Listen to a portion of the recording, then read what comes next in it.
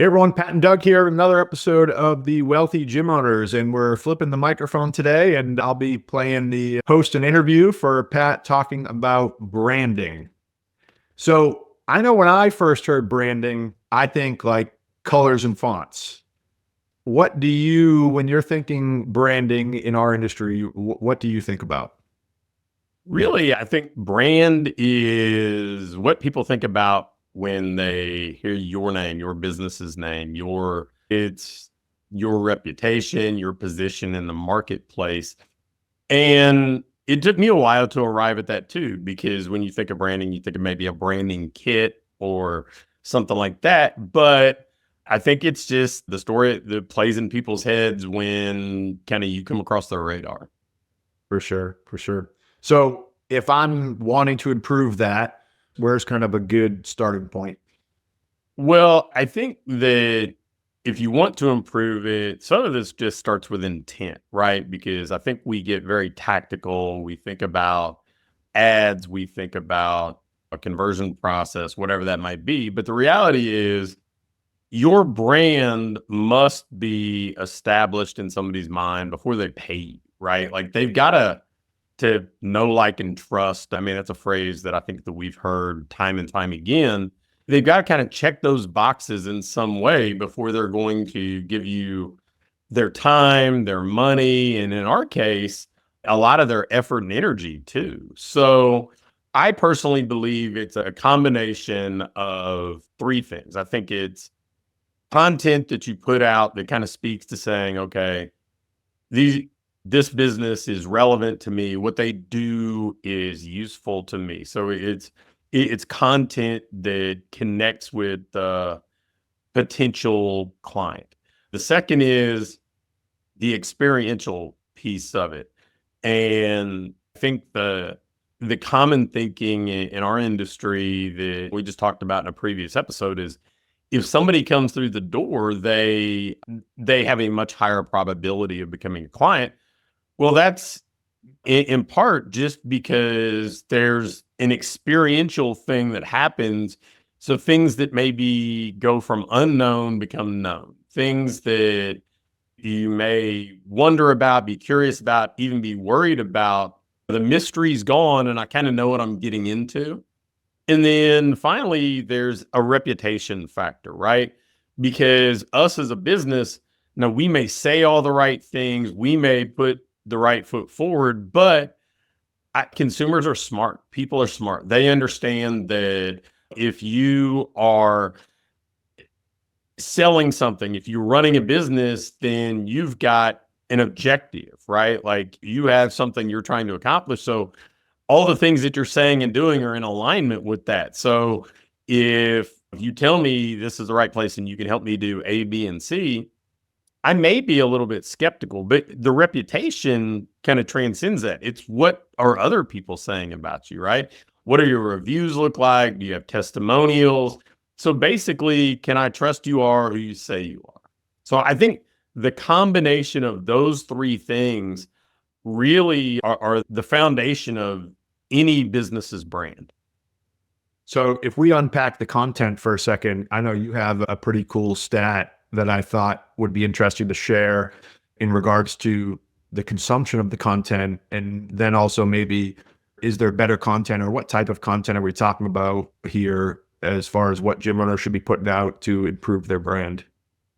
So there's a gentleman that I was in a mastermind group with. I would say we friendly, super smart guy. And he threw a stat out there that just kind of was this light bulb moment for me. And he said, okay, when they reverse engineered who became clients, the people that had spent 47 minutes with them or more with their content were the highest probability people. They were the ones on average. That's how much time the buyer spent with them to kind of become pre-sold, if you will, to do business. And for me,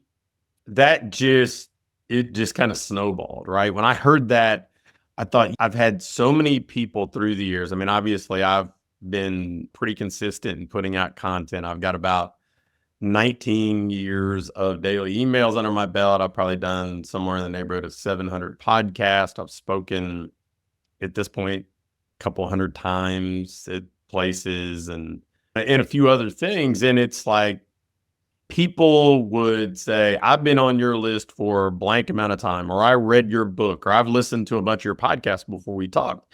And I don't know that I thought about it through this lens, but it's like they've gotten comfortable with me through things that I have delivered that kind of go out there, and it's kind of they're working on my behalf when I'm not physically present.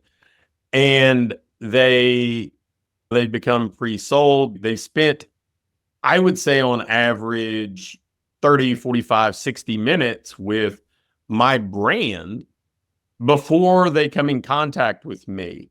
Now, that may be reading 30 different emails at a minute per. That may be listening to 3 10-minute podcasts or sitting in a room. But I think if we flip things and think about how we consume content, if you read a book about somebody, you feel like you get to know them. If you read a biography, right? If you watch a documentary about somebody, kind of same thing. Some of this, like, you just get a sense for, okay, I like this about this person, or I don't, or our values align, or I want to learn more. I mean, there's just this depth that comes with the consumption of content. Or maybe even a different way of thinking about it is when we talk about getting somebody through the front door, I mean, we're compressing time, right? If somebody comes in and does a trial with you, they may have taken 2 years to get that much consumption of your brand that they could experience in the first day or two. So I think that was a real kind of light bulb moment for me. So I don't know, before I get into what the content looks like, were there any other questions about that? Was I clear? No, that was super helpful. I think clear. I think maybe where I'd go next is you shared a strategy that I know I thought of one of our boardroom clients, Luke Sullivan down in Arizona, doing a great job down there. And he works almost exclusively with kind of that rehab injury type clientele. And from a real practical sense here, what this looked like that I brainstormed with him was he's got dozens, probably hundreds of videos on low back and shoulder and all these different topics. But from a consumption standpoint, you kind of shared this bingeable theme of playlists. So talk about that. So, yeah, I think that if we want somebody to consume more and consume faster, because really what we're looking for is not just conversion, but speed to conversion, right? Well, we just turn around, look at our own behavior. Look at what do people do on Netflix? They'll binge watch something. They'll watch multiple episodes of the same show in a row. And it's set up so, I mean, it just auto plays because this is what behavior we expect to happen, right?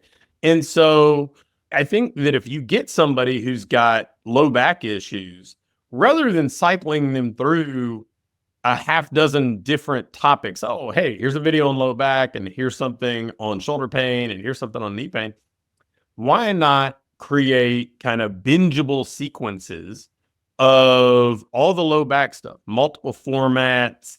I mean, maybe you have audios, maybe you got videos, maybe you got PDFs, but now we're compressing this. And so we're giving somebody the equivalent of a playlist on specific topics that are kind of hyper relevant to somebody who has that precise interest.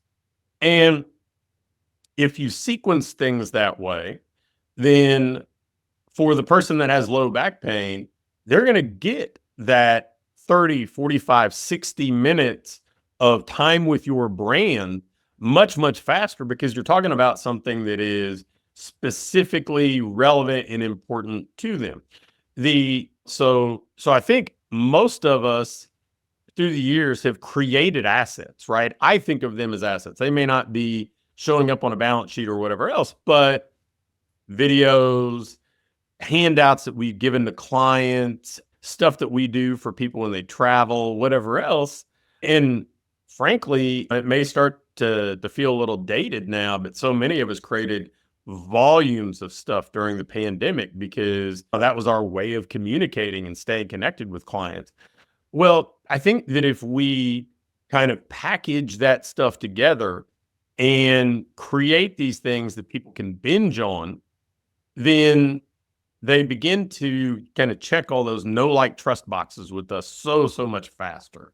And that, I think, can speed the time to conversion. It can position us really in the light that we want to be positioned as, right? As that most trusted person, because frankly, your competition's not doing this, right? There are more options than there have ever been. There's content overload. There's so much stuff in everybody's feed or kind of collection of feeds at this point. Well, if you want to stand out, then talk about the thing that is most important to the person that you're in front of, and you can hold their attention more. And I think that's a incredibly powerful way to do it. Yeah, holding somebody's attention this day and age is certainly a challenge, and I think that you just gave a great way to do that. So if we mention the know, like, and trust, so if we put out this content, they're starting to know us and like us, how do we get them engaged to actually get them in the door? Well, and again, I think that if we think about the intent, right, it's more time with brand, more time with us. So we incentivize them. I think that so often we make the person that we're talking to jump through all these hoops and take on what they perceive to be all the risk on their own. I think that if you give away content about low back pain, you could certainly incentivize somebody and say, hey, look, you know what? This is great information, and we do as much as we can, knowing that a broad cross section of people experiencing back pain are going to watch these videos. If you'd be interested in us kind of diving into your unique situation and talking to you about how you can customize these strategies specifically to the problems you're trying to solve, we can hop on a one-on-one call and kind of give you a game plan for putting this into action. And so now we're tying it to them. It's not just, hey, you can sign up for a strategy call or you can fill out your inquiry form here, but there's this incentive that, wait a minute, I'm doing something that is relevant to you. I'm gifting you something to create more engagement with the brand. And the perk is I already know a little bit more about you, right? Because you're doing this because you're experiencing back pain. You're doing this because you're trying to solve a problem, because otherwise you probably wouldn't be bothering to get on the phone with me. So I think incentivized engagement, where we're giving away calls that help people solve problems. We are creating opportunities to do things for people and with people. I mean, you mentioned how, okay, we can do the back pain stuff, but I think one of the things that Luke Sullivan does too, that falls right into this, if you do kind of a pullback on it, is he does these workshops that are these active aging workshops. Well, that's time with brand, right? You know what you're talking about. You get to dive into my unique problem. There's not a lot of risk. You're not saying, hey, you know what, consume this ad and then sign up in perpetuity for my program. It's like, no, you're solving my problem, but I'm spending an hour with you. I've come to your facility. I'm immersed in this experience. So it's just another way to think about this incentive. I'm giving you an outcome. I'm giving you this assessment to tell you where you stand. There's a benefit to you.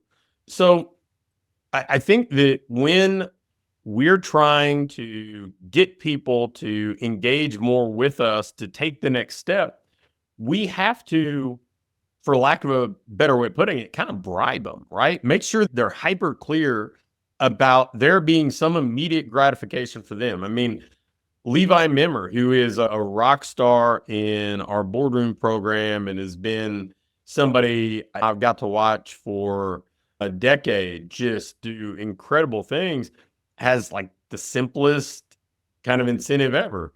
people download a 7-day trial or a 14-day trial on his website. And if they activate it within the next week, he doubles it, right? So we're just incentivizing somebody to take the behaviors that we want them to take.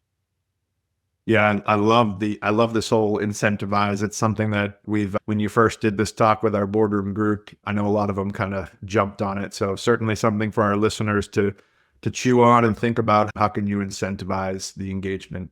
So if you're kind of building this out as a sequential, you have this binge-worthy content and you want to put this together in maybe more of a framework or a system. Are we sending text, calls, emails? How many? Kind of what does that framework look like from a high level?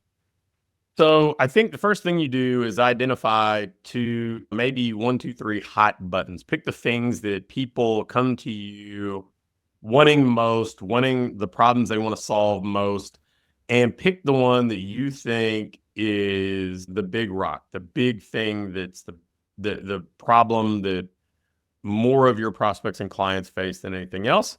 And then you kind of stack together a sequence. And I would say at minimum about a week.